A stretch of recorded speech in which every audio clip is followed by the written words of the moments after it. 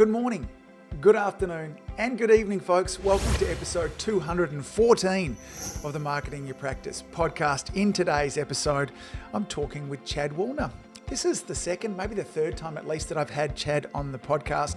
And every time I speak with Chad, I'm a better person for it. He's a chiropractor and he's a brilliant marketer. In today's episode, we talk through, it was Jay Abraham that said that there are three different ways that we can increase the income in our business. He says we can increase the price, we can increase the frequency at which people come back and see us. That would be our retention and our return of visits, or we can sell them more stuff. And we talk a lot about all of these, but one of Chad's expertise at the moment is how do we sell them more stuff?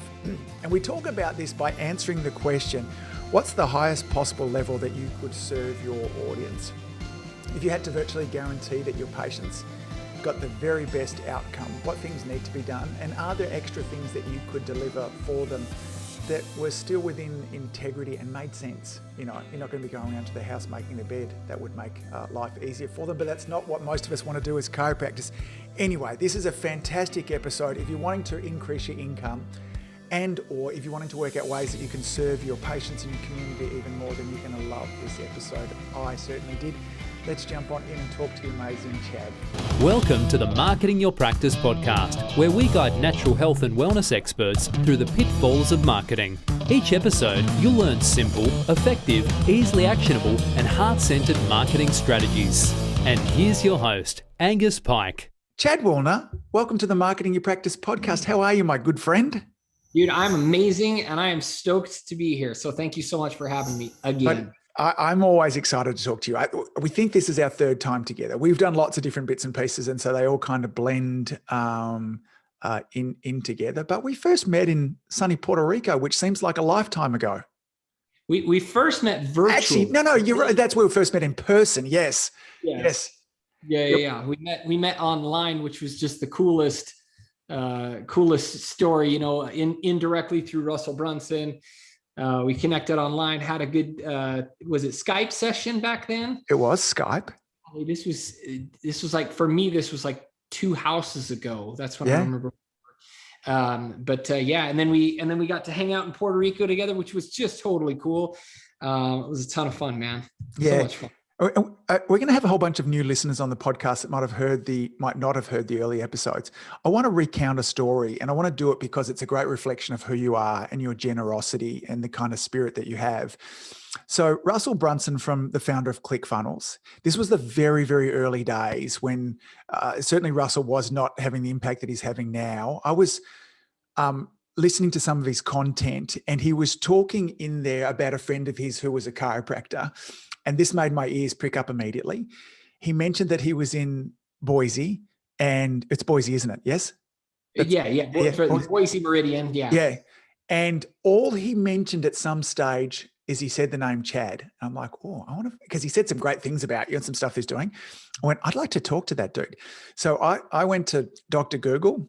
I searched for chiropractor, Boise, Chad, and I found you.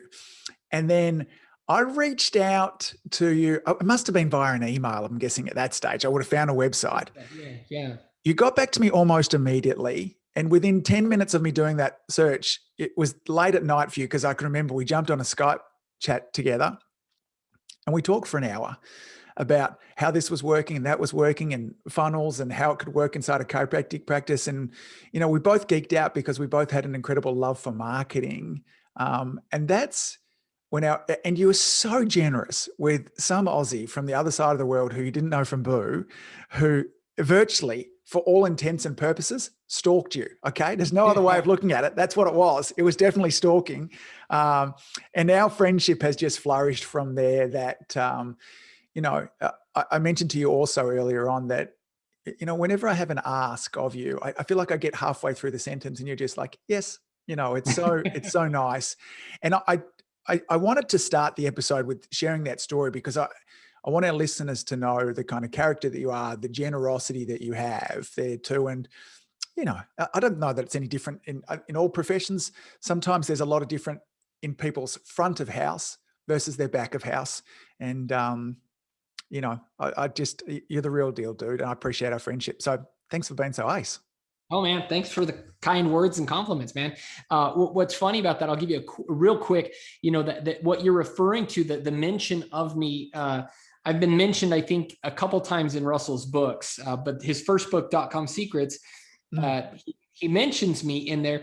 And what he says in there is that I was influential in helping him get the book started. And I know that sounds like a brag, but it really, the funny part is back before he was running his, $100+ million ClickFunnels software company, he had a substantial more time. He and I would hang out, we'd grab lunch together, and specifically his boys and my son are really good, close friends. And so they would hang out, and we would, his kids and my kids would hang out, and that would give us a chance to just talk marketing and everything. And we were at Carl's Jr., and we were having lunch at Carl's Jr. way back in the day. And I said to him, we got to talking about marketing. We were talking about business. Something got brought up about Tony Robbins and Brendon Burchard, who now he's like close friends with all these guys, which is so funny and surreal. But I said, the only difference between you and Tony Robbins and Brendon Burchard and those guys. And he's like, what? And I'm like, they have books and you don't. He's like, you're right. And he's like, okay, right then and there, he's like, I'm going to write a book. And I'm like, so am I. And then he went and wrote a book and I didn't. And so that's where we are today. So that's my taking credit for .com Secrets and Expert Secrets and Traffic Secrets and all those amazing books. So anyways, They are great books. In fact, they're all, these ones behind me, they're there. And if our listeners are looking for, you talk about books that give away it all. Like, he doesn't hold anything back in those books. It's extraordinary. There are many people's books that I have bought over the time that you can see that this is a lead generator to their course. And that's cool. There's some good stuff in it, but you can see it takes you 2/3 of the way there. And if you want the special sauce at the end, it's buy my stuff. And that's cool, man. I mean, sometimes you can't expect to get it all for $20. But, certainly the first two, .com Secrets and Expert Secrets, I reread those. I have reread them every year that I have them. And I'm continued to be blown away about, he gets more clever each time I read those books. So, which is amazing there too. I'm excited about today's chat. We're going to head down a slightly different path. There's Jay Abraham is another giant in the world of marketing, communication, business. And Jay I think it's Jay that said this too, and I'm sure Jay didn't invent it also, that if we want to increase our income, that there's 3 ways, and really only 3 ways that we increase our income. The first one he says is that we can raise our prices. The second he says is that we can increase the frequency with which people buy from us. And so this would be with us as chiropractors, we increase our retention rate there too. And then the third thing there is that we can sell them more stuff. And in today's episode, I want to talk with you about each of those 3 as well. And particularly, we're going to spend a chunk of time talking about selling them more stuff. And when I talk about these concepts with people, coaching clients, it often brings up a lot of mental stuff. It's like, oh, is it okay if I raise my prices? And what is retention about? And, if I sell them more stuff, how will they think of me too? So I'm really excited to get your thoughts on each of those as well. Let's start out with this concept of increasing prices there too. Because how often do you raise your prices in practice? God, it's funny you say that. We probably haven't done it enough. We're probably long overdue to do that. So I guess what I would say, long story short, is that's probably an area that we probably should be reevaluating and focusing on, just because I think people are at a place now with the world economy being the way that it is. We see what's happening. Inflation is just going nuts. And if you're not keeping track or keeping pace with that, and so it's just, you see what's happening in terms of, I don't know if it's the case in Australia. I'm assuming it is. Lumber prices or just construction materials are just going through the roof here, and so that's having an impact on housing prices, and that's going to trickle into just about everything else, So in my first 10 years of practice, I was lousy with this. I'm not sure I updated my fees in the first 10 years. But since then, it's been something that we've done pretty much annually. And that being said, during the depths of COVID despair down here, that year we chose not to. And we have our list of our fees up the front there with little, updated as of January 1st, 2020. And so it just ticks over. And, I learned this from a good friend of mine, Ari Diskinen, tremendous chiropractor down here. And he says, you know what, you're better off to raise your prices $1 every year rather than raise them $10 every 10 years. He says it's way less painful for people. Because we're used to, you talked about kind of inflation. We used to, milk used to be $1.80. It's $2. It's $2.20. It's $2.50. It's $3. And we don't notice that extra 20 cents as it kind of jumps all the time, the two. And I would remind our listeners that this increase in cost there is happening with every other of the bills that you pay. Your electricity raises a little each year. I know because I get a notification from my chiropractors association that I need to raise the fees for my staff. The award goes up every year there too. But for some reason, the only thing that doesn't change in a lot of chiropractors offices is that they don't change their fees. Why do you think that is? Why do you think that we're slow on that? I think the biggest reason why is because if our business were as heavily influenced by variable costs as so many others are, I think it would only be a natural response to that, right? Say, for instance, dentists, Yes.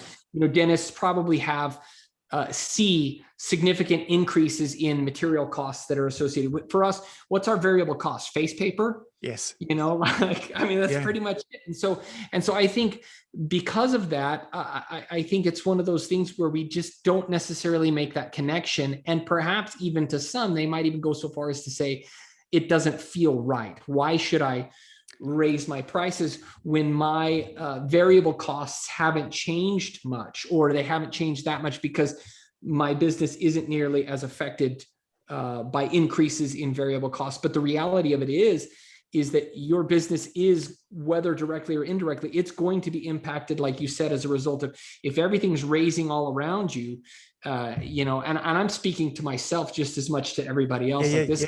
Hearing myself say this, I'm like, we really do need to go and have a meet. In fact, when we're done with this podcast, we're going to have a team meeting about our prices. Yeah. And we'll talk about too, when we get into the third of those options, which is, selling more stuff, it's an area where you have a genius level of expertise. And so we'll talk about that. And often we're there too. I always think it's worth investigating that idea of it doesn't feel right there too. I've had the pleasure of recently of having a filling fall out of my tooth and needing a bit of dental work again.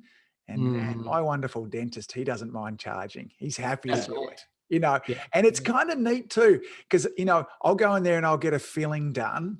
And I'm interested in the whole process. I observe of it from a kind of business coach point of view there too.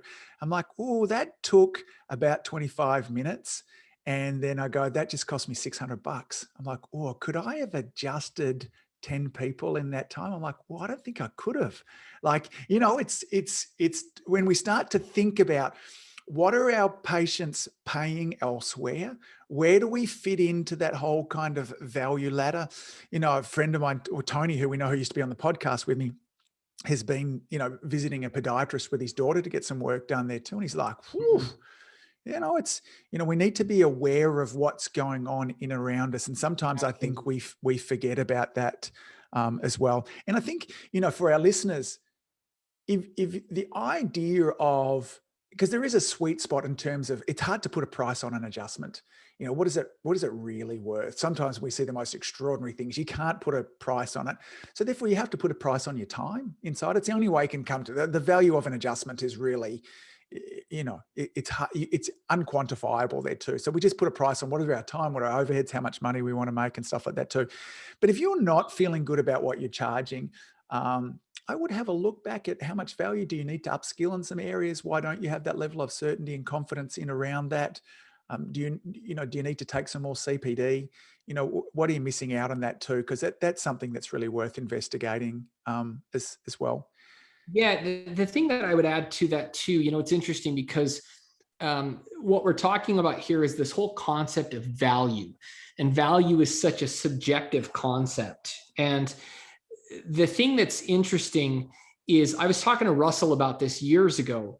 And if anybody's ever been on a webinar before where or any sort of a sales presentation where they're pitching something, and they'll say things like, you're going to get access to this thing here, this program, this product, program, or service, which has a value of, and it's usually like $997 or $2,000. And then it's the next thing, which has a value, they call this the stack, right? Where you're stacking up all the cool things. And I do this in my webinars too.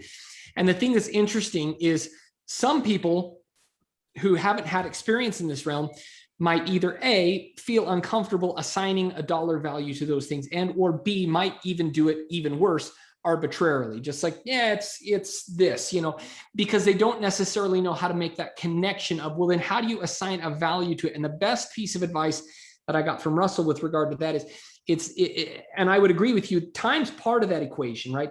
But I think the bigger part of the equation that people need to really hone in on is its impact. What's the impact of that thing? How can that impact for positive your patient or your customer, right? And so, for instance, like I remember having this debate, and even now, I guarantee you, we would have chiros in the room that you'd have like in general, you'd have two camps. You'd have the high volume, really quick, adjust the patient real quick, get them in and out the door. And they would argue to their last breath that is the best way to practice, and that's the best way to deliver value. And then you have these other who are like almost diametrically opposed, where it's like, nope, in order to give value to the patient, we have to spend at least 30 minutes with them, and we have to do soft tissue work, and we have to show them home exercise, we have to coach them, and we have to, and at the end of the day, it's like both are right and both are wrong in the sense that, again, it's what is the impact that you're going to be delivering. What I've come to find in my life, in my experience clinically, is that most patients, not all, but most patients prefer getting a result faster because of the day and age we live in. People place a premium on convenience, right? That's why people shop Amazon. That's why people freak out when something doesn't arrive at least 2 days there. Like it says Prime. Myself, I'm the same way, right? It goes beyond that normal expected 2-day Prime. And then people just have a conniption fit because it's like, because we place a premium on convenience and rapid outcomes. We live in such an attention deficit world. And so that is my 2 cents on it, is in terms of assigning values, look at the impact that the result can have on someone's life there. And I know that there's expected norms in terms of the value of the adjustment, in terms of your relative area. I'm not about to charge $300 for a 3 to 4 spinal, a region adjustment. I get that. But again, at the same token, I guess if docs are feeling perhaps a little bit hesitant about, man, I feel bad because all I did was just do a couple quick adjustments and the patient was in and out within 3 or 4 minutes. But again, if you're feeling that way, I think there's a disconnect there between the potential outcome that's there, of what you're doing. It's outcome and impact. Well, I'm fascinated by that whole concept. Russ Rosen, a great friend of mine, was telling a story about one of his coaching clients who does some really esoteric chiropractic work, TBM, wacky kind of cool stuff, and a little bit of functional medicine stuff that we'll talk about there too. People fly to him from all over the States. They come and stay in-house with him for 2 weeks. And he generally says, in 2 weeks, I'm going to fix you. Well, let's not get into what that means there too. And he charges $6,000 for the 2 weeks. And as a result for that, so $3,000 a week, he might be only looking after 20 or 30 patients a week. Now, if you think about that, at $3,000 a week, 20 or 30 patients a week, let's go 20 times $3,000. That's $60,000 a week. And he's got, now he's adjusting those people multiple times, often multiple times a day. But how's that for a practice model? Now, he has the confidence and the certainty. He knows what it takes for him to get a result. And for most people, if you were to say to them, you know what, this is going to take 2 weeks. It's going to cost you $6,000. And I've got confidence and certainty. We're going to fix it there too. It's like most people go, man, that's a good deal. It's like, and here's this, I'm so fascinated by the difference, because you can get stuck in a model of an adjustment is $50, $60. Here's what it is there too. But what if it didn't have to be that way? Like, what if there's another whole model? So, for most people to have to earn $60,000 a week, there too. You got to adjust a lot of spines in the old traditional model. Like, I wonder, how stressed is this guy? He's certainly not going home each night with his elbows and wrists all hurting because he's, so it's fascinating. There are different models in around it there too. And I'm fascinated by story. Yeah. The point that you bring up there too, that's a really cool concept, is there's value in scarcity, yes. Right? Meaning, how many docs in Australia or in the world for that matter practice the way he practices? Yeah. Right. Versus how many chiropractors practice, like you said, that traditional model of, we call that, I hate to say it, no offense to any docs, you can throw me to a certain extent in that category as well. The commodity chiropractor, right? Where, an adjustment is an adjustment, and lots of docs would argue, well, mine's different, and my technique and my specificity, and, but in terms of the lay public, have you sufficiently decommoditized yourself to where what you're offering is so highly unique, that when you can't adequately make that comparison, it's hard to then be able to determine if, that $6,000, like, is that too much? Well, I don't know if that's too much, right? Yeah. There's nothing else to compare it to, so the only thing you can look at is the impact and, again, the outcome and the result. Is he getting results? If he's getting results, well, then I guess what's it worth to you? And I can tell you from firsthand experience, either you or a loved one dealing with really severe chronic health issues, my wife has dealt with for years, and I've always been very honest and open about it. My wife has dealt with for years a lot of chronic health issues. And for some of these issues, if a doc told me I can fix that, and nonetheless, I can fix it in 2 weeks for $6,000, I'd be like, okay, who do I make the check out to? Yes. No problem, Cash I can get to you now. Even because, so for our listeners, you might be thinking, look, I don't want to do that 2 week. I don't have the skill sets, or I just don't want to. But even the commodity, let's call it that commodity chiropractic, which we'll stick with that too. I want to give you an example here too, because this example blows me away. Let's choose a diamond ring. Okay, 2 diamond rings. Both of them are 2 carats. Beautiful, exactly the same diamonds, set in the same platinum band, exactly there too. Okay. Let's just say there's a nice diamond there as well. And so you're going to say that's $12,000. Okay. If I take that same diamond though, and I pop it in one of those little turquoise boxes, and I pop a Tiffany stamp on it, it's the same ring. There is no difference in there, but the moment it has that stamp on it, goes in that turquoise box, that's immediately tripled in price. Yes. This is what blows me away with this too, because you can't, there's not many areas where it's so cut and dry that's the same thing. Because you go, look, okay, a Ferrari and a Ford, okay, in terms of transport, they're both cars, those kind of stuff there too, but there's some differences in there that I can see why Ferrari might charge $500,000.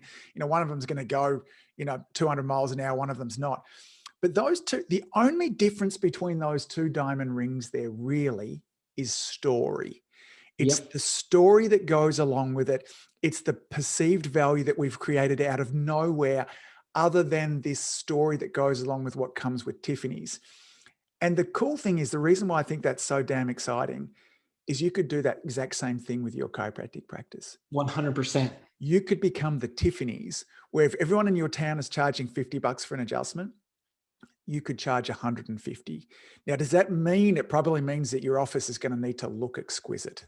It's going to need to look like, you go inside a Tiffany's, it's clean, it's beautiful. It's, you've got someone at the front desk there that's, wearing those beautiful black suits, white shirt, they look, but that's all it is. I'm telling you, it doesn't cost 3 times as much to run a Tiffany store than it does the jewelers next door. They got a lot more profit in there too. And that's what I think is damn exciting in terms of this whole concept of why you should be increasing your prices. It means that you need to see less people, but you've got to get good at telling a better story from there too. So let's move on to the next one in terms of increasing the frequency at which people should buy from you there too. What comes to mind when you think about that? Well, I think to a certain extent, docs have to get rid of any negative stigmas or connotations or associations with selling in the first place. I think there are definitely a lot of hesitations and or reservations associated with that idea of selling once to begin with in the first place, but then the idea of multiple selling is like, and again, long story short, for me is I think that's a reflection, your desire or lack thereof to present a sales message to, and I'll call it a solution, a potential solution to your customers, to your patients or whatever, is a direct reflection of your conviction as to whether or not you feel like you have a viable solution for your audience, And so for me, it's like, it's funny too. I remember a story. I did a whole Facebook Live on this just on my personal page. I remembered when COVID-19 first hit, and that was right around the same time that Russell launched his book, Traffic Secrets. And I was an affiliate for Traffic Secrets. And I was promoting it to my list pretty heavily at the beginning. And I remember some doc reached out to me, sent an email to me, and he was like, expletive, like, calm the F down, quit trying to sell everybody, yada, yada, yada. And I responded back, and he also did this whole like humble brag, like a virtue signaling of like, I'm giving away everything for free now to docs because of the pandemic and this, that, or the other. And I simply responded, and I said to him, you clearly haven't followed me for any length of time, because I give plenty of stuff away for free too. I've got literally over 200 and almost 300 episodes of my podcast where docs can deep dive into all sorts of good marketing things. And I send out free guides and free gifts and free funnels and free this and free that and all sorts of stuff all the time. But at the same token too, I just told him, and this is what I talked about on the Facebook Live, is if you feel like you've got a legitimate solution that can help people, and what a better time to help docs in terms of increasing their traffic than during the beginning of the onset of a substantial change in the way that the economy is going. That's precisely the time that we should increase our selling, because that's something of value that can really help, So anyhow, I think one of the areas that people often get confused about when you talk about increasing return frequency or retention, I think I can speak on behalf of you here in saying this too. Neither Chad nor I are talking about over-servicing. Please don't give somebody one more adjustment than they need. Okay. Yeah. This is not where we're going at all. And so maybe for some of you, you've got this nailed. Your retention is perfect. You're recommending exactly what the people need. And that you go, no, I couldn't possibly recommend any more adjustments. I'm right there. And so, in which case, if that's you, cool. Maybe for you need to raise your prices, or maybe it's the third option that we'll talk about. But for many of the chiropractors that I talk to, this is not the case for them. When you talk to them about, look, if money weren't an issue and this was all paid for by somebody else, and that has its problems as well, would you be recommending people come a little bit more often? And you know what? There's a lot of people that will look down deep inside and go, yeah, probably. I probably would. And if that's you, then there's another whole equation in terms of like, why would we? I always think this, because in many cases, we're tempted to want to make decisions on behalf of our patients, which is they will never accept this, or this will be too much for them. They won't have time to do this. They won't have the money to do this. And all of those things might be true, and they're all none of your business. Yes. What your business is to do is to just give your best recommendations, and then let the other adult in the room make their decisions for their life. Please be respectful of that. And I think I know that's easily said and it's more difficult to deliver, but it's an integrity issue that when we're communicating with our patients, that we throw it out to them. And I have no issue whatsoever if I said, look, we need to start twice a week for the next 12 weeks there too. We'll do a re-exam after this amount of this, that kind of stuff there too. If people come back to me and say, look, I can't do this, but I can do it for the next 6 weeks. My case in this, and I know I'm like, look, okay, if you want to start with that, great. I want you to know that it's going to change the rules. It might take us longer for us to get a result. We might not quite get the result that we want to. And here's the magic phrase at the end of it. Are you okay with that, Chad? And if you go, yes, I'm like, let's get started, dude. But then, if we're a month into it and you're like, oh, Angus, I'm still getting some of these headaches. And I'm like, well, remember, Chad, we said at the start, I needed to see you 3 times a week. We're doing twice. It's going to take a little bit longer from there too, but I think we'll still get there.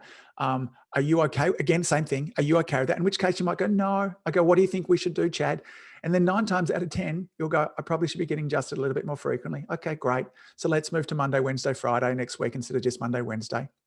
This has nothing to do with me. Yeah. Like, I'm a guide taking you on a tour in around the city. What do you want to see, Chad? You want to see the restaurants, or do you want to see the sporting venues?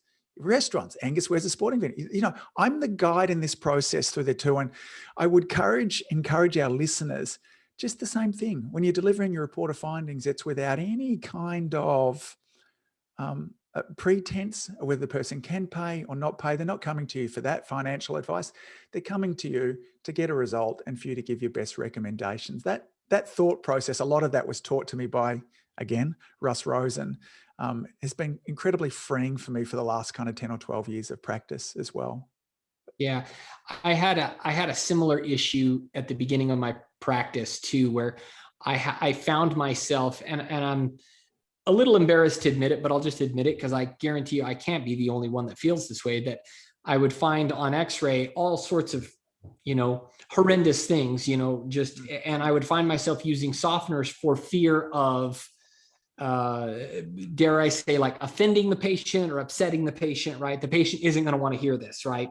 They've got severe degeneration in their cervical spine or their lumbar spine or whatever.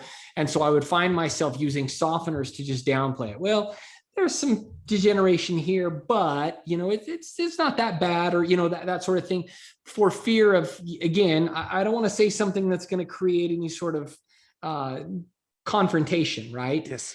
But the thing is confrontation. I mean, there is, in this line of work, there is inevitable necessary confrontation at times, but confrontation doesn't mean that it has to be awkward, or that it has to be, offensive or anything like that, or obtrusive or anything. There's a way that you can do it, kind of like you said, where it's just, look, report objectively what's really there. You don't have to color it with any sort of emotion. It just has to be told. The truth has to be told to them in terms of, like, here's what's going on. Right here, you've got severe, is it mild, moderate, or severe? Which one is it? In terms of severe degeneration here, right? How do we know whether or not it's mild, moderate, or severe? Well, thankfully, we have textbooks that can tell us that, written by experts. You know what I mean? So this is not, this is not just Dr. Woolner's solo opinion. This is the opinion of Dr. Woolner based off of other experts' opinions. You know what I mean? And so when you present that to them, don't use softeners, because that's not doing them any favors at all. That's the thing I've learned. You're doing patients a huge disservice if you continue to allow them to live in this kind of, dare I say, delusional world. I've seen patients. I saw one, I'll never forget. This patient came in and he was just a really unhealthy dude. I mean, just really, really unhealthy. And he was massively overweight. His spine was just really messed up. And he said something to me as we're moving along, like, he thought he was of good health. He really did. And he said, I just got to lose about 40 pounds. That's it. And I'm like, well, A, you got a lot more than 40 pounds to lose, but B, even if it was just 40 pounds, like 40 pounds is not a small amount of weight. That's a good amount of weight, man. That's like, 40 pounds. That's a lot, so anyhow. I think our intent in these things is often great. We've all witnessed, and there are different groups out there that, within chiropractic, which I'm embarrassed about there too, that, we're saying the report of findings, we got to scare the pants off them. Right. We got to, that's the job to do inside of that too. And we justify that with the very best of intent, with a heart-centered intent too. I know the reason why. That this is, they need to understand how important their spine and nerve system is there too. And so you got to scare the pants off them in the process of doing that too. But the means doesn't justify the end. And also, and as you talked about too, the other thing that kind of happens as practitioners, even when we see those stinky old spines, if you've been in practice for any length of time, this is where I have to catch myself. Yes, that's stinky. And this, I'm going to get you well over this next little while there too. And so I go straight into, I know where we're going to go there too. But if they don't understand the seriousness of it there too, they can't stop and make a right decision at that time to go, we need to, one, yes, this is really serious and there is severe degeneration and you need to stop doing what you're doing. And two, the good news is if we follow this process over the next 12 to 18 months, we can be in a lot different place. There needs to be that kind of barrier back and forwards of making sure that you're giving those options out there. And so for most practitioners, if you just, and sometimes there's that thought process of what recommendations would I give to my mum? What would I give to my grandmother? If I knew that money wasn't an issue for this patient, what would I recommend? They're often really great questions to ask when we're thinking about frequency of our initial care, when we're thinking about whatever you refer to it as wellness or maintenance or supportive care down the track. They're all things to kind of think about. I want to jump into this third one and spend some time here, because the other way that we talk about, so first, if we want to increase our income in the practice, increase our prices. Second is increase the frequency of with which people are buying from us there too. And the third one is sell them more stuff there too. So, when I talk about that concept, sometimes people draw a bit of a blank. What does that mean to you, sell them more stuff? What are the things that we could sell them, that are in line with maybe what we do as a chiropractor, that somebody could go, oh, that fits under my umbrella. I feel good about that too. And that would help my patients. Yeah. Well, when you say that, for me, my mind automatically goes to this idea of like, because again, this is what I've learned from Russell is, imagine, if you will, what is the highest possible level that you can serve your customers, right? What's the highest possible level? And then break that down, because it may not be this like, and in fact, more often than not, it's not going to be this single bite or single leap that you're going to take. When you say, okay, the highest possible level, it would be this $10,000 deluxe, intensive program or whatever that might be. We can talk about that, in a moment. But the idea is you're not going to start. And in fact, it was funny. We did a training with docs today, and I said, what's the likelihood of success if you were to walk up to a stranger off the street and say, hey, I have a $3,000 program that I think can help you. What do you think? What do you say? They're not going to, your likelihood of success is very, very low at best, but if you look at it in a series of steps, or what Russell refers to as a value ladder, right? What's a low, easy, high value point of entry, right? It might be, hey, if you're struggling with sleep issues, let's say, you've been struggling with sleep issues, I've got a free guide that I want to give you. Would you be interested in that? And you, in terms of a random audience, on Facebook or whatever traffic source you're looking at, there's a high probability that a high percentage of those people are going to say, yeah, that makes sense. There's value there. If there's stuff you can teach me to improve my sleep, and if you're going to give me a free guide, sure. And then at that point in time, it might be that the next step in the ladder that makes sense is, hey, we've taught you all these solutions for sleep. Can I share with you one of my favorite go-to supplements or supplement stacks or whatever that might be, right? It's this kit that we've put together of the best possible, formulas and supplements and nutrition or whatever that is. That might be the next logical step, right? And then from there, it might potentially be, hypothetically, I'm just going to go with the whole sleep thing, right? Yes. It might be that there's a really awesome mattress that you're an affiliate for, yes. Right? And so, hey, buy this mattress. It's a company that I really, really like. I've used their mattresses. I recommend them to my patients. They pay $3,000 and you make a 20% commission or whatever that is. You make, and then so on and so forth.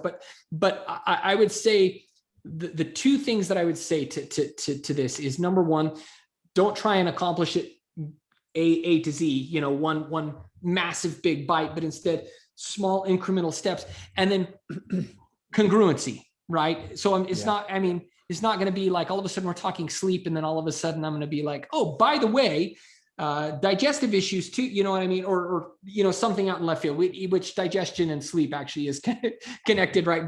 But something completely tangential, like, oh, by the way, would you like to make money from home? I've also got a business where I can, show you how to make money, from home with this network marketing company that I'm a part of, or, something like that. So it needs to be logical, it needs to be congruent, and it needs to be step by step.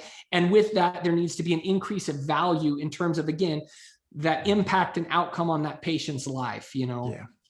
I think, one of the, when chiropractors are struggling with content ideas, one of the things I take them through is a process I refer to as kind of before to after content framework. Where I go, imagine your prospective patient who's in a, not sleeping, so therefore waking up the next day tired. They're likely to have digestive issues because of that. They're anxious.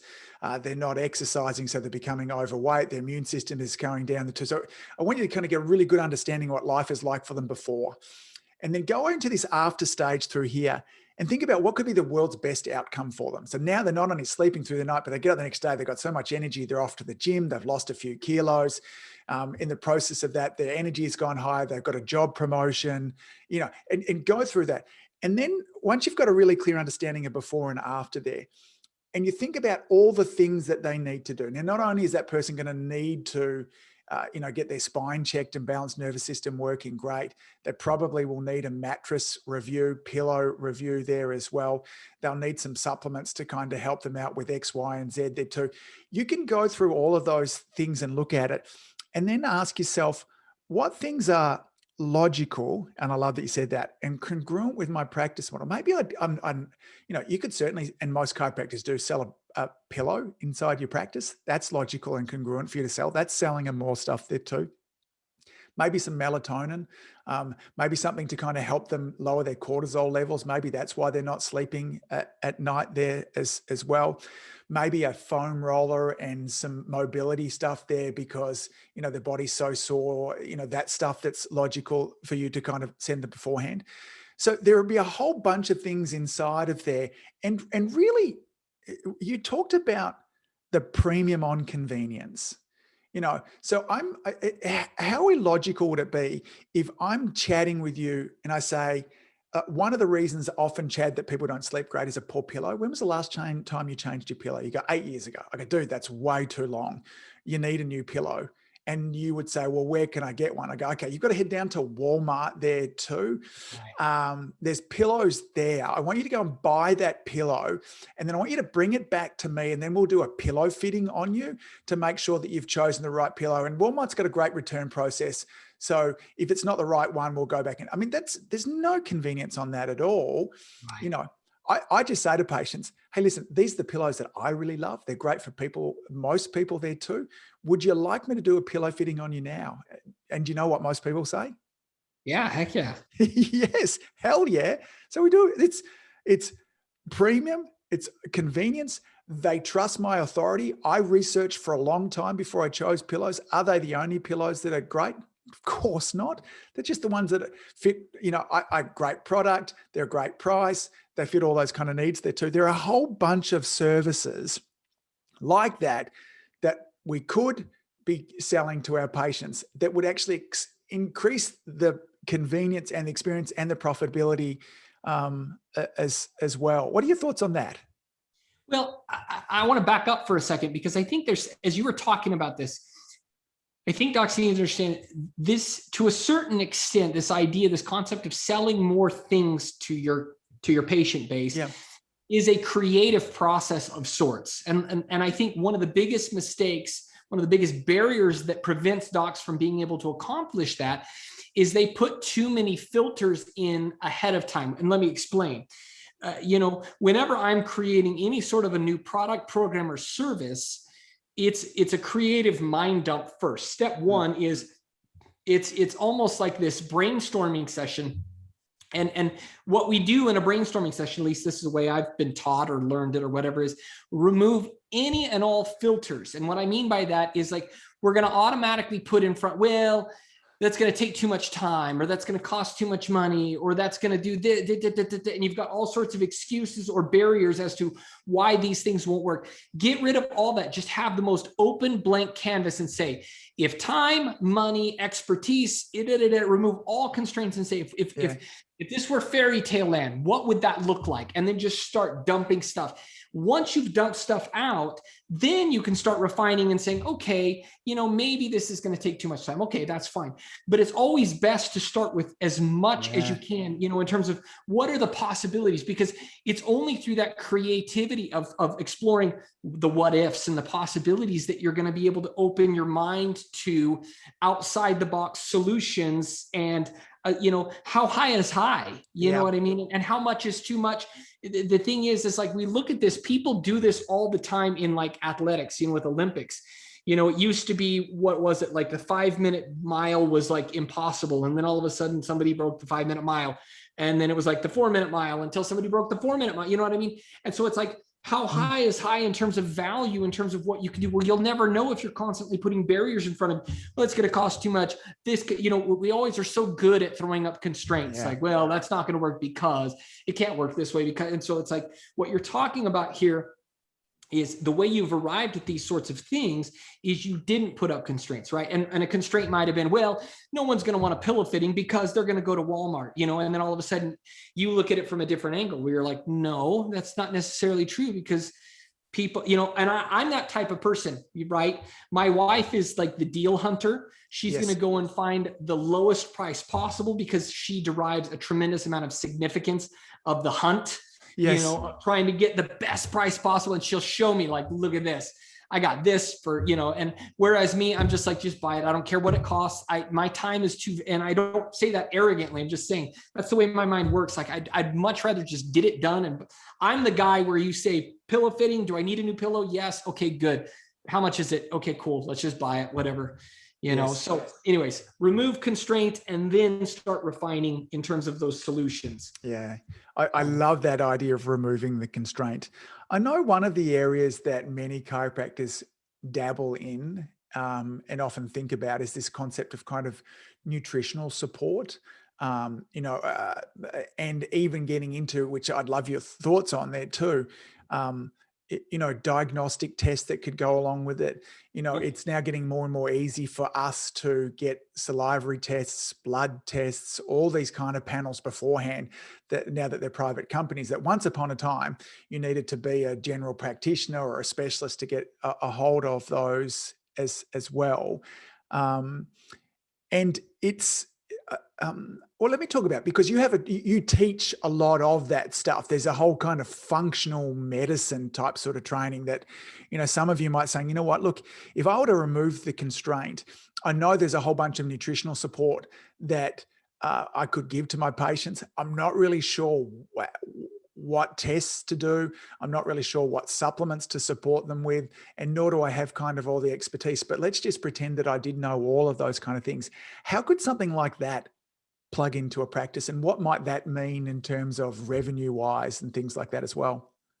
Yeah, that's a great question. Well, so I would say this, what I see as a mistake in terms of the model is selling the product itself versus selling individual products themselves, kind of onesie twosie, versus selling a turnkey solution. I think that is the biggest, in my opinion, the biggest breakthrough that a doc could make that would have the greatest impact. This is the difference between selling a handful of supplements to a patient. And this goes back to the same exact thing you said at the beginning in terms of the Tiffany box, right? You could sell a patient a box full of supplements, and they could literally price match those on Amazon and wind up getting the same box of supplements for $300-400 at most, right? We'll say that $300-400, right?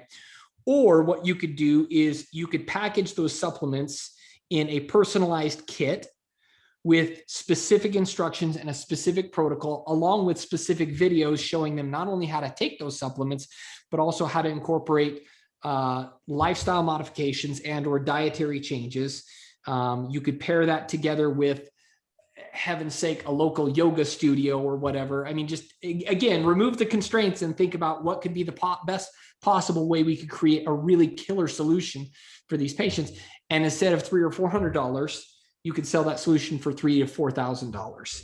And what you'll do is you'll eliminate the need or the desire, for the patient to want to go and price shop those things on Amazon, right? And compare, because all of a sudden you've created an entirely new story, right? Because now we're not talking about, you're not buying these supplements. What you're buying, we tell docs this all the time. In fact, we have a training that we do where we sell, when patients come to our practice, they're not buying tests, they're not buying supplements, they're not buying a diet, they're not buying a home kit or anything like that. They're buying a solution. That's what they're buying, right? And that's the whole, and we make it really clear. We connect the dots for the patient that like, look, you're here because you have problem XYZ. You want to be, you're here. And this goes back to, too, I'm going to kind of tie this into when we were talking about this whole idea of selling patients more frequently, right? I think there's an important distinction that needs to be made. This is like a vernacular thing that I don't know if I created it or whatnot, but this is just an important distinction that I help docs understand. There's a huge difference between pressure and tension. Pressure is bad. Tension is great. You need tension, right? Pressure, the difference between pressure and tension is this is patient. This is you. This is pressure. Yes. Right. That's not a good thing, right? And the operative difference between, say, pressure and tension is pressure is all about what you want first and foremost. And sometimes, like you said, like fear-based selling, right? It may be that that's in the patient's best interest. It may be, but that's not your motive. Your motive is you first. Yes. If it so happens that that's also beneficial to the patient, cool. But if it isn't either, I don't care because me comes first, right? Tension is about establishing a clear picture of where you're really at objectively, that the patient understands that. And then also understanding and helping them really truly articulate to you where they want to be. And if they see the distinction or the difference, that's going to naturally create tension, right? They come to you saying, I'm struggling with sleep and digestive issues. We'll just keep going with this analogy there, right? Well, let's find out what the true nature of that problem is. Well, what have you tried already? How long has it been? I've been struggling with this for the past 5 years. Well, what have you done? I've been on Ambien and all these prescriptions and I'm tired of that. I've been to this doctor. I've been to acupuncture. I've been to physical therapy. Nothing is working, right? And I'm beside myself. Okay, we got a really clear idea of where you're at now. If you could wave a magic wand, where would you want to be, right? I'd love to be able to, sleep better so I can play and not just where, but why. Why do you want that, right? So that I could play with my kids more often, so get an emotional reason why for them. But they dictate that, not you. Yeah. Right. Because the minute that they dictate that removes any sort of manipulation. It's not manipulative at all at that point in time because they're the ones who have said it. And so now, like you said, you're just the lead. What was your analogy that you said? You said you're just the guy. You're just the guide. You know what I mean? Okay. Well, here's the deal. If you're currently here and you want to be here, here's what we need to do for you. This is the solution. This is the solution to get you there. And now all of a sudden, when you're presenting a solution, and if there's sufficient tension that's been created there, if you've done it right, the sales process is so smooth. It's almost a natural byproduct, right? Yes. It's like that's the inevitable conclusion is, okay, how much do I need to give you? I'm ready. Like what? Yeah. You get cash or check, It's the very difference between being pushed and being pulled, really, isn't Correct. it? When I think about tension, that kinesthetically, that's where my brain is going. Like, I'm being pushed and forced into something, or I'm being pulled into a future that's a whole bunch kind of brighter for me as well. I think going through that process, that brainstorming process without constraint, and putting that in that kind of before to after process and saying, really too, is how can I, because you mentioned this at the beginning, how can I serve my patients better? Now, there'll be a bunch of things out of this that will be logical and obvious for you to deliver in practice. But some of them too, you go, these are these other things here too that I can't deliver in practice, or I don't want to deliver in practice, but I want to serve my patients better. So I'm going to find some allies, some other businesses that I can refer to do that as well.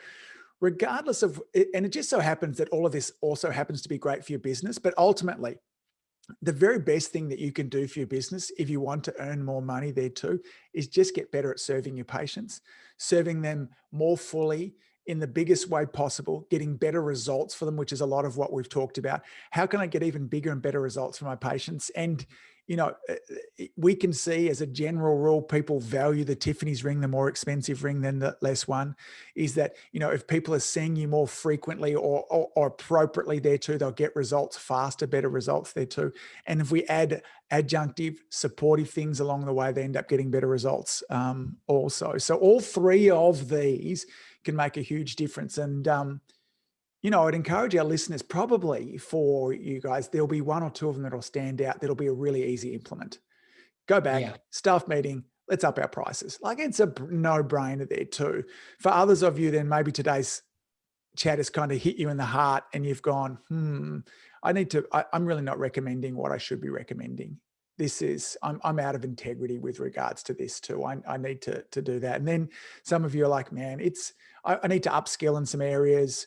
I want to learn how to do that too. I feel like we're probably going to need a whole nother round 2 on this too, but if you're wanting to work out how to add more nutritional support in, yet you don't want to do years of post-grad work, if you have this concept of what's the 80-20 with what you teach, can you just give them a little bit of understanding in terms of what you offer with regards to that too? And if peeps want to kind of check out that a little bit of how they could add some more of that support into their practice, what would it look like? Where do they go?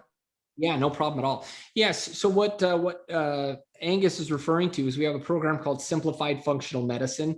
And I'm going to give it the one caveat that this is, unfortunately, we're at a position right now where this is just primarily based in the United States. We've had a number of docs outside of our country who have wanted access to it, but because of the constraints of supplementation and labs that are just based in the United States, it is what it is. That being said, anybody outside of the country, I'm more than happy to be an open book and at least still share with you kind of strategically how to go about doing that. More than happy. So if you reach out to me directly, let me know and I can point you in the right direction until we develop the right strategic partnerships outside the country to help us. But in a nutshell, what we've essentially done is we've created a simplified, streamlined approach that docs can plug into their practices to help them deliver high quality functional medicine services, or a functional medicine program that's turnkey, that's largely automated, that's largely team driven or staff driven. So you, the doc, aren't spending hours and hours with each and every patient.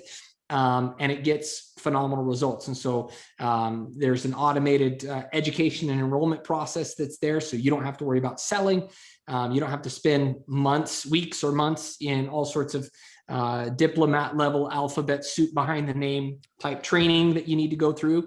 But again, and it doesn't require a ton of complex lab tests, and it doesn't require garbage bags full of supplements. It's actually a very again, streamlined program, but it gets awesome results for patients, and it's very, very profitable because of the fact that it's so streamlined and efficient. Yeah. And you're talking before, look, it's not focused at every possible issue that come up. You're talking about, patients who are struggling with fatigue, sleep, overweight, digestive issues, anxiety and stress. The big 5 there that, 80% of our patients fit inside of that, and more complex stuff, to be honest, refer that on to somebody that has the skills there. But these things inside of here with some basic lab tests, some recommendations from that can help. How would peeps go and find out a little bit more about it, Chad? If they want to come on a free training, they just go to simplifiedfunctionalmedicine.com. And we usually do live trainings fairly frequently there. So they just find out when the next live training is, go to simplifiedfunctionalmedicine.com. You know the drill, put in the name in the email, you'll get registered for it. We'll deliver a webinar, and we'll try and sell the heck out of you on it. But obviously in a tactful way that we've talked about here. Docs who know me know well enough now when they go on. It's just funny because we've got tons of docs in our program who've been through so many of my different trainings, and we teach them, how to do webinars and trainings and stuff like that in the sales process. And so it's just funny because now they know they can see it a mile away. They know what's happening, but I try to always be sufficiently transparent and again, provide sufficient value. So it's not just a gotcha at the end of it. You know what I mean? The only way to get any value out of this is to, like you talked about at the beginning with Russell's books, it's like we try and give value right up front for docs so that, again, we want to develop good rapport with the docs we work with. We want to develop and have a good relationship and good reputation, for being, at least for me, being somebody who gives good value up front. I think we started off the episode talking about the kind of character that you are with regards to that as well. Hey, buddy, it has been, again, as usual, just a hoot chatting with you. We've gone an hour already. So time flies, man. Thank you so much for sharing openly with regards to that. So I'll have that link for Simplified Functional Medicine in the show notes there as well. And then I'll have a bunch of other links in terms of where you can catch up with some of the other great stuff that Chad's done. Link to the name of your podcast for our listeners. Chiro Funnel Podcast. Well, actually, and the Simplified Functional Medicine Podcast as well. We have a relatively new one out. So that's another one. Great. I'll have all the links for that as well. And then hopefully, buddy, next time we're talking, maybe it's in person. You're talking about trying to get down here to Aussie, Right, man. or when we're allowed to travel, we might meet over in Italy together. So I look forward to chatting. Until next time, dude, have a brilliant day. You too, my friend. Thank you. Take care. If you enjoyed listening to this podcast, you have to come and check out the Community Influencer Program. It's my monthly coaching program where we take all this material and I'll work one-on-one with you to apply, implement, systematize, and help guide you and your practice to the next level.